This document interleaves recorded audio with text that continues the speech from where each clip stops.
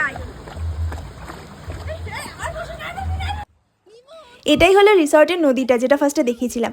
আর এই রিসর্টের লোকেশনটা হলো রোহিণী লেকে যাওয়ার যে রাস্তাটা, মানে চার্চের পাশ দিয়ে যে রাস্তাটা ঢুকে গেল, সেটা দিয়ে ঢুকে যেতে হবে। একটা ছোট্ট ব্রিজ পড়বে, ব্রিজটা ক্রস করে ডান দিকেই তোমরা রিসর্টটার গেট দেখতে পারবে। নিমো যা মজা করা ছিল করে নিয়েছে, একদম মানে ফুললি এনজয় করে দিয়েছে। নদীতে নেমে দৌড়, নদীর মধ্যে গিয়ে শুয়ে পড়েছে, শুয়ে জল টল খাওয়া শুরু করে দিয়েছে। আমরা কোনো রকমে ওকে টেনে টুনে নিয়ে আসলাম, পাহাড়ে ঠান্ডা জল, ঠান্ডা লেগে গেলে তো একদম।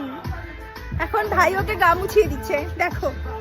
আচ্ছা, লোকেশন সুন্দর সেটা তো বুঝলাম, এবার খাবারটা কেমন সেটা তো দেখতে হবে। তো আমাদের লাঞ্চ চলে এসেছে, আমাদের অর্ডার ছিল ফ্রাইড রাইস, আর তার সঙ্গে পনির ছিল, আর বিভিন্ন রকমের চিকেন ছিল।